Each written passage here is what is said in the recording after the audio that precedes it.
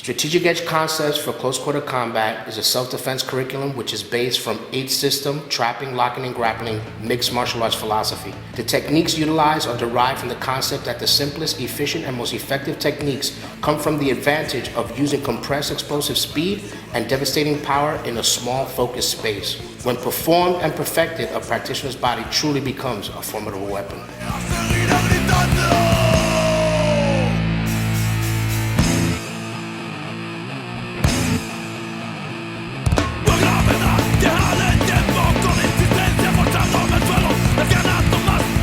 The concept that we have right here, the training principle, is the fact is that if I'm going to attack the attack to defend and corrupt balances, and once he throws that first punch, he doesn't have time to throw the second punch, because the second punch is already being blocked by his body and my attack. Then that's when I go through the hole, and then that way I can control him with any way I want to from that point.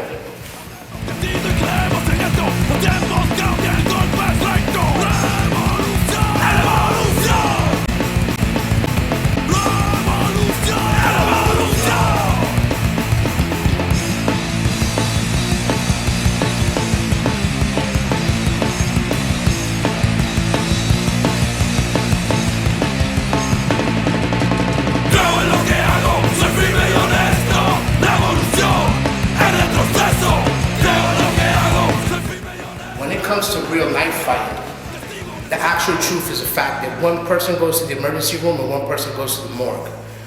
There's no such thing as pretty knife fighting. Pretty much, it's prison style. You never see it, you probably feel it first, and the fact is that it's a quick move. It's something in and out, and it's not flowery at all.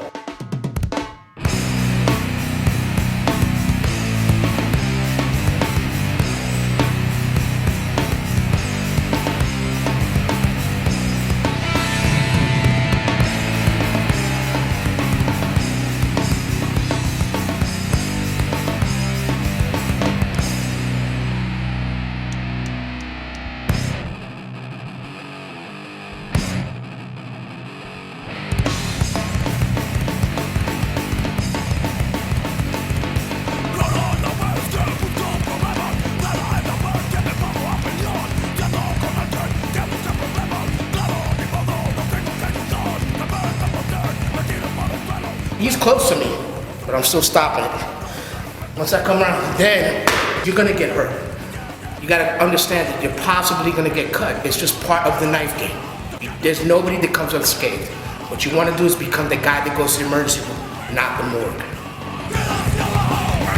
When it comes to gun defense, this is one of the main things you wanna understand, is that you wanna talk your way out of it as much as possible. You don't wanna do something that would make this other person shoot you. You don't want to be sort of squared off. What you want to be in actuality is balanced, but you want to be at sort of an angled position.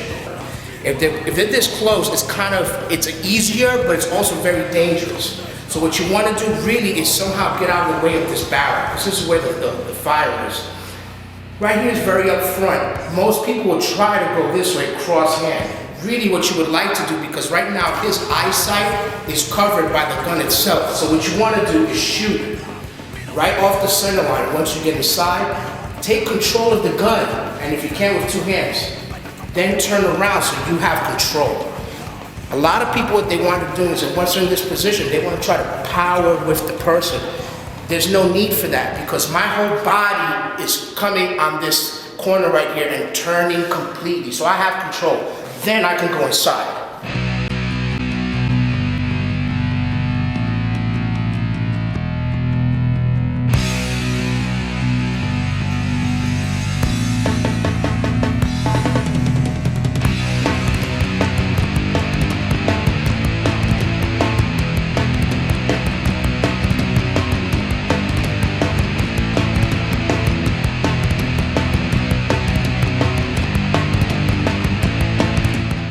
Okay, at this portion right here, he has you in a choke. You really want to put your pressure into his forearm. As you can see, it's very painful. So if you feel it coming around, you don't want to put your neck up here because you're in a really bad position here. You want to be down so he can't choke you. If he comes to put the gun up, you don't want to go in. What you want to do is grab into his hand because he's going to twist his finger. Then you can turn around.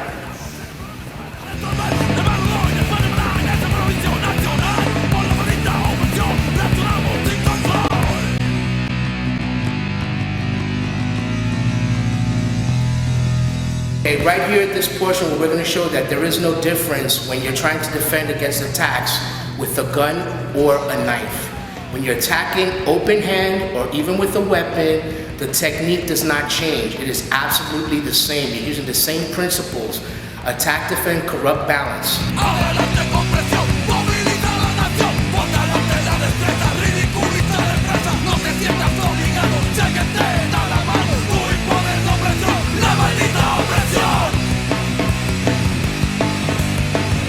One of the main concepts about trying to stay on your feet is that you're going to use your hands to nullify a grappler. If you know how to do timing and distancing, you're going to be able to nullify most grapplers, and you can use your hands to do this.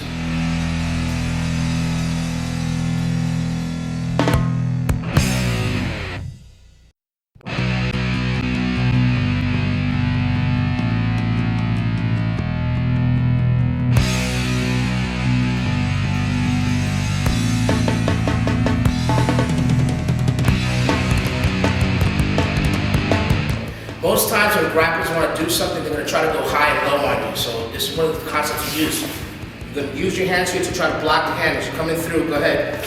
You know he's going for your leg, because that's what they like to do. So what you're going to do is give him the space so you can go down.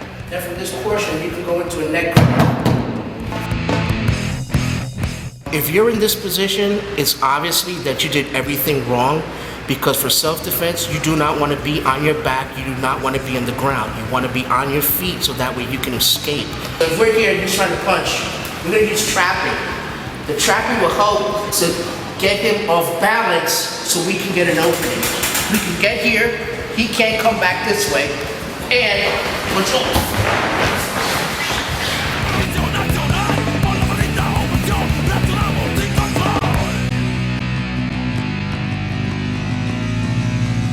Okay, in this position, my attacker is about to get full mount. He actually has one leg up. He doesn't have full mount yet. This is a position just before full mount. If you're lucky, you can actually use this to defend yourself also, because the space he's giving you right here will help you defend against his attack. He's gonna punch, you're still trapped, but because he has his leg up, you can either grab his leg or you can just shift over completely, get out. In this position is when he actually has full mount. Now many people would say, my God, this is dangerous, which it is, absolutely. But in actuality, if you know you're grappling, you can actually use this to escape even easier than there is with the one leg down just before you get to full mount. In this position, which is also the full mount, what we're going to do is show the attack from a different position in terms of him punching from his other side. But we're going to show the simplicity of how you can manipulate his balance by just manipulating your hips. See, in this position, I'm moving his full weight by just me positioning my hips. And I can usually do that to get him off balance and then to escape if I need to. If you're in this position, if you happen to land like almost near guard, if he attacks you and he actually winds up falling back, let's say he does know some form of grappling, you really don't want to be here. This is just a very dangerous position to be with anybody that knows a little bit of grappling. So what you really want to do is you want to get past these knees. By getting past these knees, you can actually use your own legs. You're going to cause damage here to the hip flexor. Do it to the left, and do it to the right. Right? And once you get this leg, you can totally destroy it. But what you really want to do is get past it. So you can shoot here across the neck, cause pain. But it's just enough to get him to stop so that way you can get away.